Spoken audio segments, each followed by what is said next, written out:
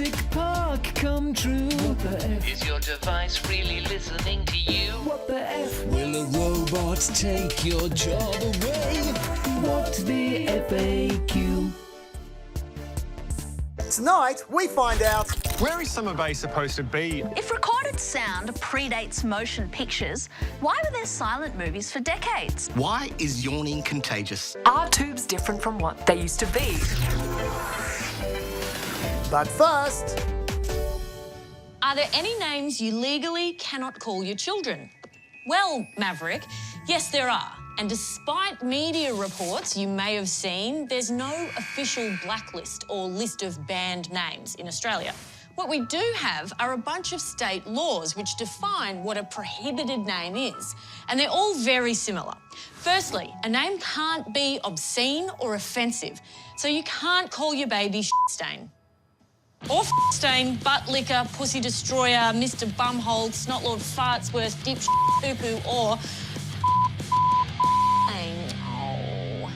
You also can't choose a name that's impractical because it's too long. Sorry, Tina, Lena, Crystal, Brookley, Peggy, Maggie, Sue, Maya, Lily, Daisy, Leaf, Ruby, Judy, Lou. It also can't include symbols or be impractical for some other reason. We'll get to that in a minute. Also not allowed, names that are official titles or ranks. So no baby lords, doctors, presidents, brigadiers, or anything of that sort. Now, the keen viewer may be wondering, what about Prince? Well, these rules don't apply in America. That's why TV host Nick Cannon could give all 12, yes, 12 of his children highly questionable names, including Powerful Queen, Rise Messiah, and Beautiful Zeppelin. And it's why Kim and Kanye could call their kids Saint, while here in Australia, Home and Away actor Tessa James had to settle for Saint with a Y. And finally, the law doesn't allow names that are contrary to the public interest for some other reason. I presume that's why you don't see any kids called Drive Drunk. Now, if you're wondering who gets to decide whether a name breaks any of these rules, it's the folks at your state or territory births, deaths and marriages registry. Obviously, some names are pretty clear-cut. F***cle's never going to clear the bar. But if a name falls into one of those, for some other reason, grey areas, a bunch of public servants decide whether it's acceptable. And if they decide it's not, and the parents don't come up with an alternative, the state registrar may assign a name for the baby. Now, we asked the New South Wales Births, Deaths and Marriages Registry how they choose a name in those circumstances, and they wouldn't tell us. But they did say that out of 98,000 birth registrations, less than 5 names are rejected on average each year. Interesting. Well, we're in the perfect position to test their judgment out, because I'm about to have my own little bundle of joy, and I'm going to call it Meth Rules Drysdale. Wish me luck. Baby Meth's birth was a joyous occasion. A healthy boy brought safely into this world to loving parents who had a question to answer. Child's name, meth, amphetamine, rules, Drysdale. And submit. Okay, well, that was pretty straightforward, and presumably that name won't go through, so now we wait.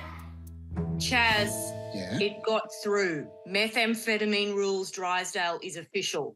Here's his birth certificate. Oh my God, I can't believe it. I know. Your middle name is Kathleen. Oh, shut up. Okay, so this is definitely not what we were expecting to happen, was it? No, my husband is not happy. You're a dickhead. So how does this happen? Is there an actual person who actually approves of these kinds of names, or is it just all automated? Well, I asked them that, and they said... Registry staff review all information, including names. All right, so someone saw this name and thought, yeah, fine. I guess so.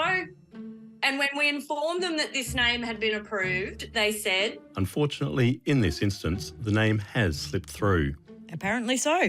But they also said they have An official working list of prohibited names, which mostly includes... official titles, ranks and combinations thereof. All right, so if you called him Sir Meth, it would have been more likely to have been rejected. Oh, yeah, I guess so.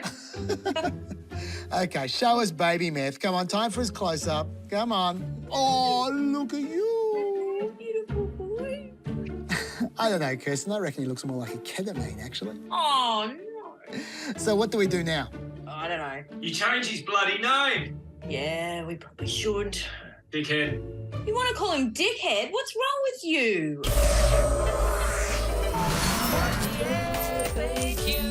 Why is yawning contagious? And can I spread it like a virus to everyone? Thanks for your mildly disturbing question, Archer. Let's find out. Starting with a long breath in, a pause in ventilation, then a short breath out.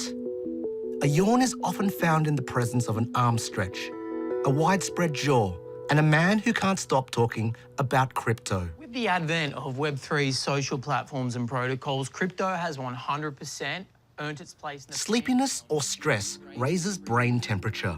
So as we yawn, warm blood is dispersed away from the skull, and inhaling air produces a cooler blood supply.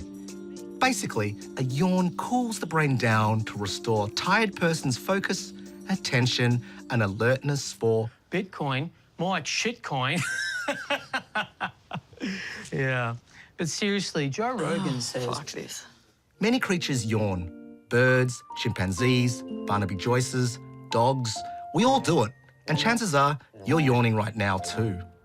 This is Andrew Gallup, a world expert on yawning, and also a world expert on the sexual virility of men based on hand grip strength. I approached him on Zoom to talk about yawns, and so I don't have to shake his hand. Excuse me. I can hear something. I'm sorry. Oh, I'm sorry. I forgot to mute my voiceover. So why is yawning contagious? So when individuals yawn spontaneously, it's usually associated with a downregulation of arousal and vigilance. This could trigger contagion among the group, and the act of yawning among individuals in the group could help preserve collective threat detection and vigilance. Explained Andrew Gallup with an air of confidence that comes with publishing multiple peer-reviewed... I can still hear you? You can still hear that? Not muted. To test whether contagious yawning really helps a group stay alert against potential threats, a recent experiment involved showing people scary, threatening stimuli and harmless imagery. They timed how fast people could detect harmless frog images after watching someone yawn and after watching someone miming silent speech. The results show there was no difference in reacting to harmless things after seeing someone yawn. However, when detecting terrifyingly scary things, people's reaction times were quicker after seeing people yawn. So spreading a yawn could help protect a group. When people are losing focus and starting to feel tired, it could be a literal wake-up call to keep a lookout for frightening stuff. Ooh. So it makes sense that yawns are contagious. As for how they spread, some scientists think that it might have something to do with empathy.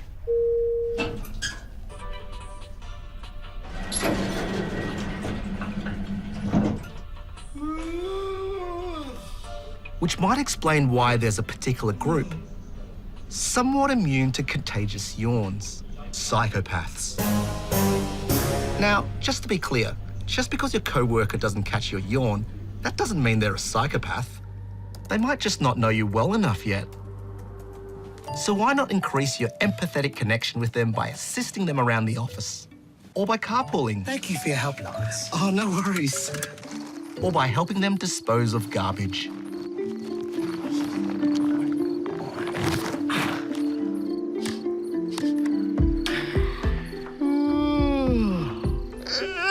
Thank God, you're not a psycho. Of course not. Now let's listen to a true crime podcast on the way home. Research has shown that people catch yawns easier when they're friends. And since you, the viewer, have welcomed us onto your screens, surely we're all friends too. So, are you yawning right now? Can you resist it? Come on, your jaw really wants to stretch. Yawning's not fully understood. It doesn't spread to everybody, but when it does catch on, it could be for group cohesion and vigilance against... Bitcoin and NFTs are digital assets with one crucial difference from ordinal inscriptions. Oh, come on. Cameron, let's go for a long drive. Yeah.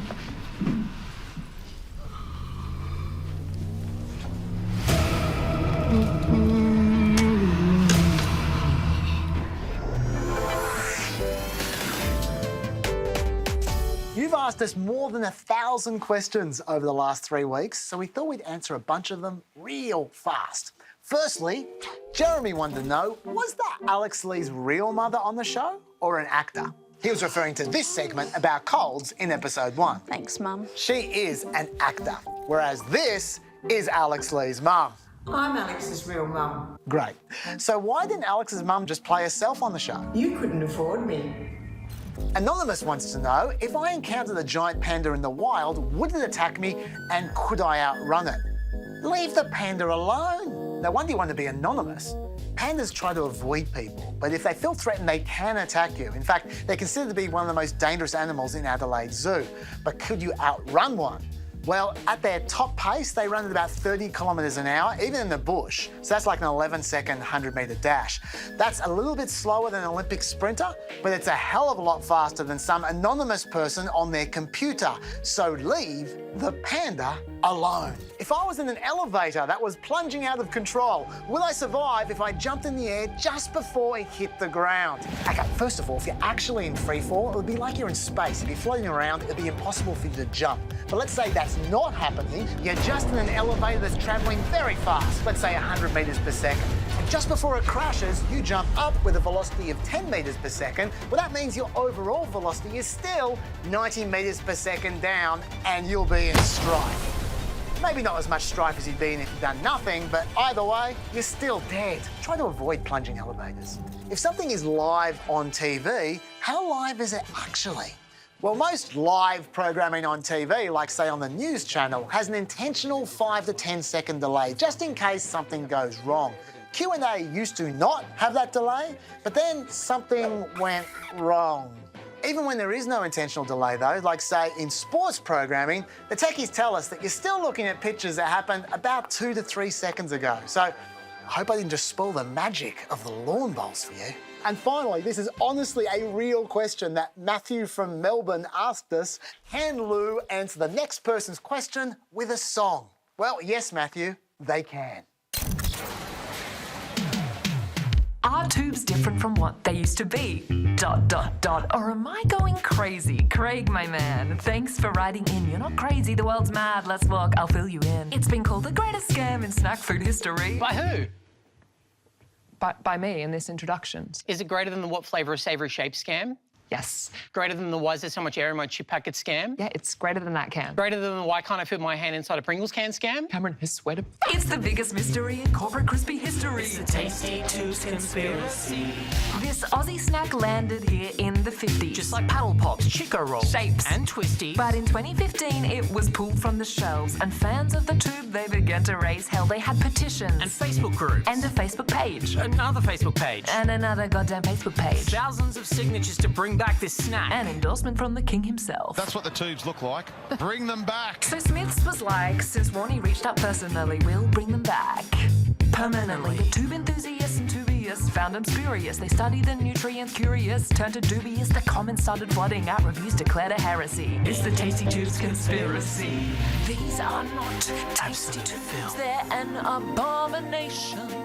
They make a good fire starter, that's about all. Too thick, smells like a swimming pool. Only worthy of the bin. I won't even finish them. 1 star, too thick and hard. Like eating glass shards. A word of warning, this nostalgia trip is incredibly disappointing. Our first clue was that the online complaints overwhelmingly came from only 2 states. New South Wales and Queensland. To find out which tastes best, we run a taste test. A blind tasting for those unbiased reviews. For the taste test, hold up the plate that tastes best. That's a win for the Melbourne Toobs! I'm so sorry, but your vote actually doesn't count. I gave you the generic knockoff brand. What the fuck, Cameron? This was supposed to be a scientific study! We don't need taste testers. Cammy found something better on the back of the packet, an incredible fact that turns a national riddle into an international mystery. I'm Cam James and I've solved the Tubes conspiracy. The samples they identified as the winning brand were all, drumroll, made in Poland. And the New South Wales, Queensland tubes they deemed a failure were made in, you guessed it, Australia. So what about the Aussie tubes makes them worse? And why is Smith's putting Victoria first? Boo. Smith's refused our request for interview. Rude. Allegedly, they had to adapt the recipe to support what? Locally made products. Reveal your secret, Smiths! What the fuck? I wanted to talk to an expert, so I am here with food scientist Gary Kennedy. Gary, Toobs say they've had to tweak the ingredients to support locally made products. What do the Poles have that we don't? There's a slightly different food colour between the Polish one and the Australian one. The Polish one is something called curcumin, and in Australia they've used beta-carotene. Beta-carotene's generally cheaper. I've also noticed that the sodium in the Polish product is way higher than Australian Toobs. Why are the Poles so salty? Might be that Toobs have taken the opportunity here to reduce the sodium content down for health benefits. Heaven help us. Okay, so why are the holes bigger in the Polish ones? The puffing and frying process. It's puffing up more than it is in the Polish one, which means the holes in the Polish one appear to be bigger, when in fact it's just the Australian one is puffed up more. Thank you, Gary. All right, I got a song to finish. See you next time. So there you have it, Craig. It depends where you reside, but the products can differ in flavour, texture, size. And if you want the good stuff, check the back of the pack. You want made in Poland for the original snack. But move fast, Craig, cause we fear they'll be 100% Aussie by the end of the year. This has been Cam and Lou reporting crispy history, debunking the tasty Toobs conspiracy.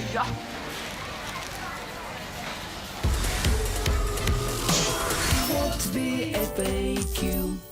If recorded sound predates motion pictures, why were there silent movies for decades? That's a great question, and I'll be more than happy to answer it right after I escape.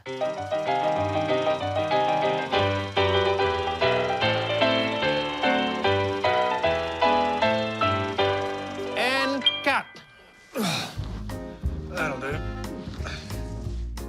Black Adam makes a good point. The first sound recording occurred 50 years before feature films used sound. So, why didn't they just play sound off a record at the same time as they played a movie reel? They did. So in 1894, Thomas Edison's team in New Jersey recorded sound on a wax cylinder at the same time as they recorded images with a camera. Looks like they also invented David Lynch movies. Unfortunately, though, early 1900s sound quality wasn't good enough to be worth it. Oh, Miss I just saw Mr. Jack coming up the steps. Oh, dear. Well, no, sorry. Tell him I'll return soon.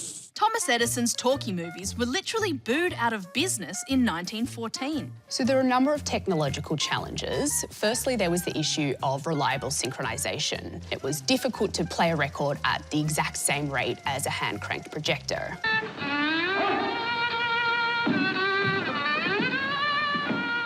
Yeah, I can see why this didn't take off. And that wasn't the only problem. It was very difficult before the advent of electric amplified speakers to fill a theatre with enough sound. So people couldn't hear the sound even if it was being played? Exactly. Before the 1920s, they had nothing louder than a gramophone to play the audio track for a movie. The technology for modern amplified speakers was invented in 1925, and within 2 years, talkies were a thing. So by the mid-1920s, sound syncing and amplification were much improved. But the question was, which system would prove commercially profitable and technically viable? There was those who believed that sound on disc would be the way forward, and those who believed that sound on film technology was the way forward. Kind of like VHS versus Betamax. Exactly. Until the big five studios all decided to collectively back just one system, exhibitors didn't feel confident enough in installing the technology. We've got to remember that at the time, people were still unconvinced whether or not sound was just a passing fad, a gimmick. I think it's got to be a fad, right? So the big commercial breakthrough happened in 1927. Warner Brothers had backed the Vitaphone sound on disc system, and they released the Jazz Singer. These were the words that changed everything. Wait a minute. You ain't heard nothing yet. And cinema was dragged into the modern world. I'd walk a million miles. Well, maybe not entirely into the modern world.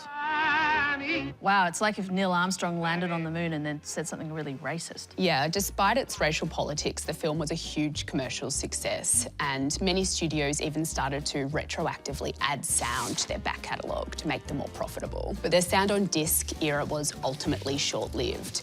From around 1931 onwards, sound on film technology became the industry standard, and it remained that way until the digital era. You good? Oh yeah, watch this.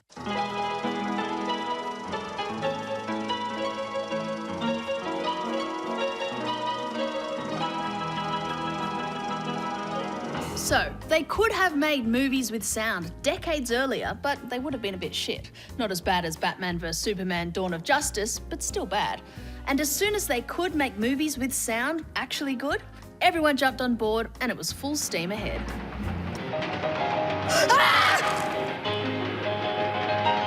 Oh, it's fine. Don't worry, it's a pretend train.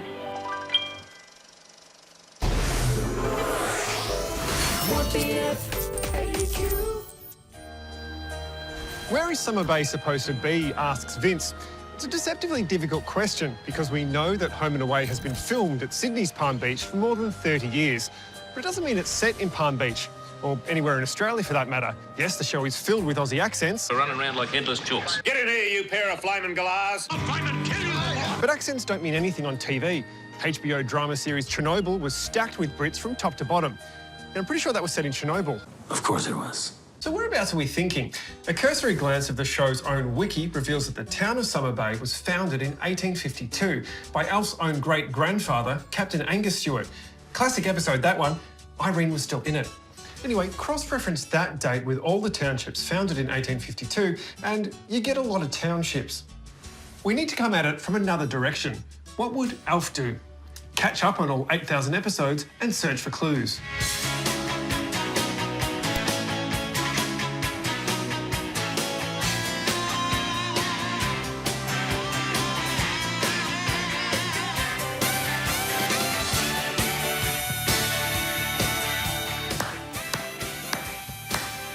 Wow, they're home and away. The first thing I uncovered was a frankly astonishing series of unlikely natural disasters. We can use these to narrow down Summer Bay's location. It would have to be in a place that's prone to floods, bushfires, landslides and cyclones. So we need a warm coastal area that is also mountainous. All of these places are warm, coastal and mountainous, but none were founded anywhere near 1852. Thanks a lot, Captain Stewart. However, in 1996, there was a devastating earthquake in Summer Bay, suggesting that the area is prone to those too. And insurance premiums aside, this one might actually help us. Is there an area on Earth where most of the world's earthquakes occur? That Pacific Ring of Fire that you may have heard of, that's kind of the edge of the Pacific plate, and where that hits all of the continental plates around it, then you get a lot of earthquakes happening in those locations. What kind of damage would those earthquakes do along the Pacific Ring of Fire? They can cause immense damage. So what was the death toll of the 1996 earthquake? Well, Sally got a concussion and that was about it. Have you ever heard of a single earthquake targeting one person specifically? An earthquake doesn't have any intention to be able to target an individual person. Well, good enough for me. It's unlikely that Summer Bay is set along the rim of the Pacific Ocean, but that does eliminate quite a bit of the coastline. Not bad. Then we can investigate Summer Bay's dizzying procession of terrible accidents. The sheer volume of car crashes, caravan park gas explosions, and improvised explosive devices inside shoeboxes all suggest that Summer Bay is set in a country with remarkably low health and safety standards and a high mortality rate. The country with the highest mortality rate is Bulgaria, with 15.6 deaths per 1,000 people. And that sounds about right for Summer Bay. But more specifically, 13 Summer Bay deaths have been from shootings, which works out to be about 12.3 gun deaths per 100,000 people per year. Way too many gun deaths for Bulgaria, or Australia for that matter. And in any case, the 2010 Indonesian people smuggling plotline becomes laughably impractical if Summer Bay was in Bulgaria. It's the wrong way to people smuggle. It's just too far. Now let's consider the gays. Summer Bay's had 20 LGBT residents, yet same-sex kisses were cut from Australian broadcasts that in New Zealand went to air uncensored. This doesn't really narrow down where Summer Bay is located, but does suggest that some Australian TV executives are complete softcocks. One of the most distinctive features of Summer Bay is the impressive technology they have access to, allowing Rue Stewart to morph from Justine Clarke to Georgie Parker. Baffling stuff, but perhaps it's not regular technology. Perhaps there's a science fiction element to Summer Bay's location. Recall Bobby's head appearing in the fridge in 1995. If Summer Bay does exist in a trans-dimensional wormhole of some kind, it must surely relate to Alf's family. They're the ones that started Summer Bay. Hang on, How about when Alf's son Duncan had a fall in the bush? He came back months later, significantly aged. Could Summer Bay be that beach that makes you old from the M. Night Shyamalan film? Old, because that location is in the Dominican Republic. That is silly. Unless, is the Dominican Republic on the Ring of Fire? No, it's not. It's not on the Pacific Ring of Fire. Is it warm, coastal and mountainous? Yes, so far as I know, yeah. You wouldn't happen to know what year the Dominican Republic was founded? Actually, it was founded in 1844. Oh my God. And is its gun death rate anywhere near 12.3 per 100,000 people? 13.47, the clues are everywhere. One of the Dominican Republic's most beloved landmarks are their salt mines, and Summer Bay's only tourism hotspot is their restaurant named Salt. The Dominican Republic is notorious for its discrimination against Haitians. Home and Away has no Haitians on it whatsoever. And what about this cauliflower, these apples, and this box of Arabica coffee? All major products grown in the Dominican Republic. They're not even trying to hide it. As an Earth scientist, I'm sure you get asked this question a lot. If there was some kind of alternative universe out there, possibly accessible through some kind of fridge door, could, in this alternative universe, the Dominican Republic offer some kind of face morph service? Like a shop where you would go in and morph your face from one Australian actress to another Australian actress? We could say that anything could theoretically be possible, yeah. So it's possible? Sure. I'll take it. Summer Bay is in a science fiction Dominican Republic. It's so obvious when you say it out loud. I hope that answers your question, Vince, as well as the question you should have asked, how a boat accident victim managed to materialise out of some white goods.